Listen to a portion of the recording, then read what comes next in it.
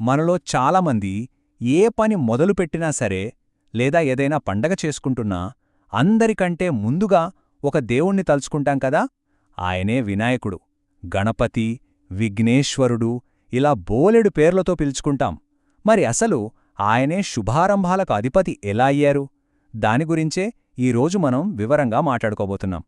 ఇక్కడ మనందరికీ ఒక ప్రశ్నొస్తోంది, చాలా సాధారణమైన ప్రశ్న.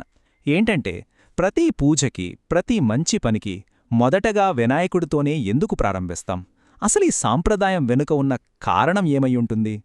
దానికి సమాధానం ఆయన పేర్లోనే ఉంది, విఘ్నేశ్వరుడు.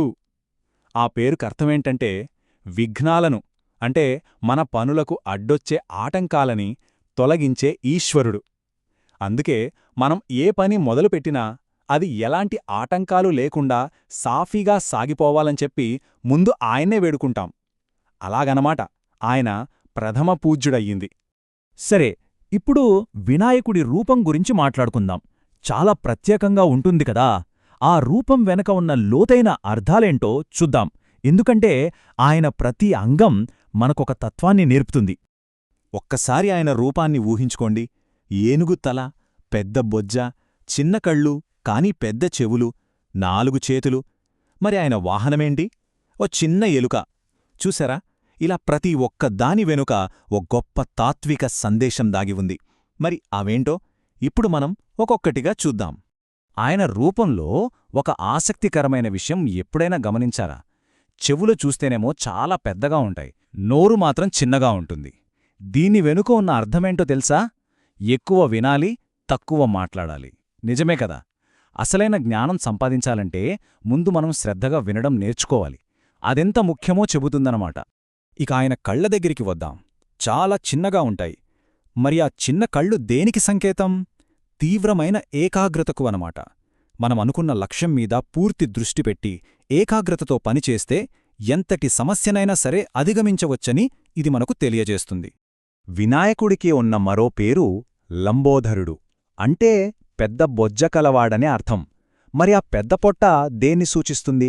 మన జీవితంలో ఎదురయ్యే మంచి, చెడు, సుఖం, దుఃఖం ఇలా అన్నింటినీ సమానంగా జీర్ణించుకునే శక్తికి అది ప్రతీక.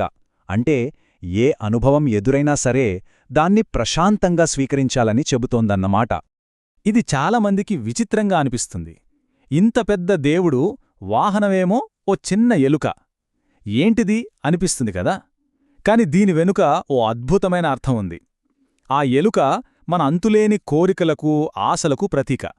అలాంటి కోరికల్ని కూడా జ్ఞానమనే అంకుశంతో అదుపులో ఉంచుకోవచ్చని ఈ రూపం మనకు చాలా స్పష్టంగా చెబుతోంది. సరే, ఇప్పటిదాకా ఆయన రూపం వెనుక ఉన్న అర్థాలు చూశాం. ఇక ఇప్పుడు ఆయన పుట్టుక, ఆయన జీవితంలోని కొన్ని ముఖ్యమైన పురాణగాథల గురించి తెలుసుకుందాం. చాలా ఆసక్తికరంగా ఉంటాయి.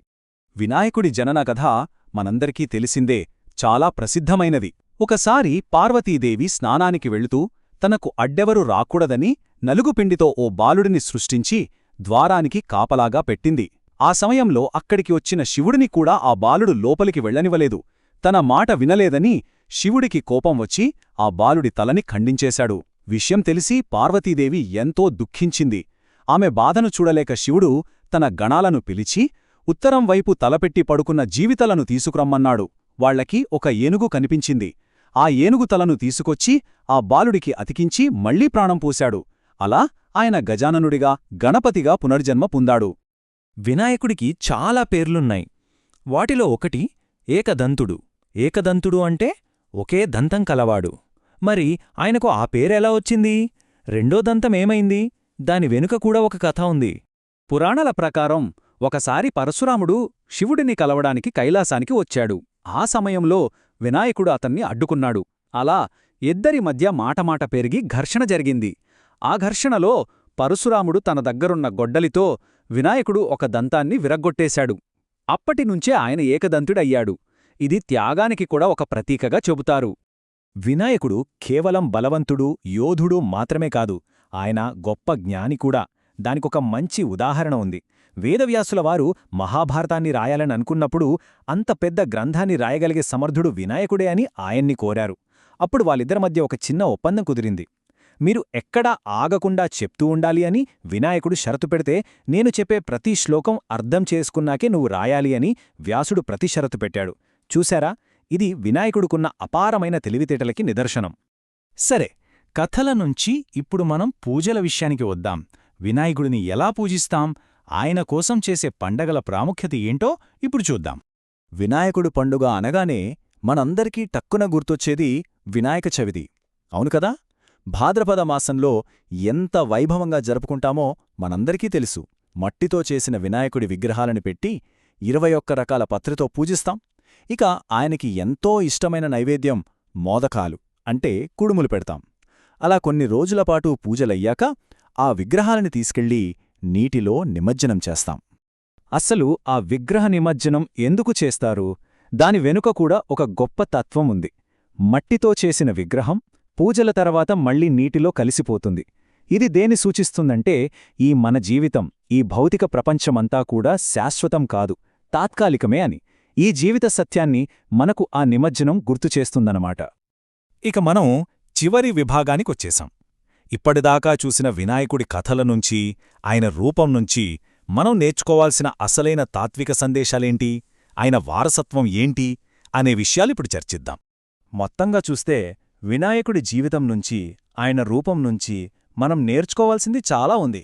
జ్ఞానానికివ్వాల్సిన ప్రాముఖ్యత, వినయంగా ఉండటం ఎంత గొప్ప గుణమో, ఎలాంటి సమస్య వచ్చినా ధైర్యంగా ఎలా ఎదుర్కోవాలో, అన్నింటికన్నా ముఖ్యంగా ఒక మంచి ప్రారంభం అనేది పనిని సగం పూర్తి చేసినట్టే అనే ఒక గొప్ప సందేశం మనకు దొరుకుతుంది.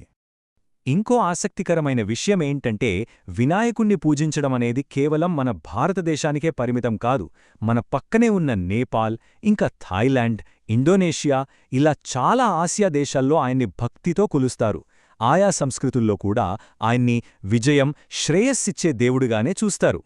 చివరగా వినాయకుడి మొత్తం తత్వాన్ని ఒక్క వాక్యంలో చెప్పాలంటే, మొదలు సరిగ్గా ఉంటే ముగింపు కూడా మంచిదే.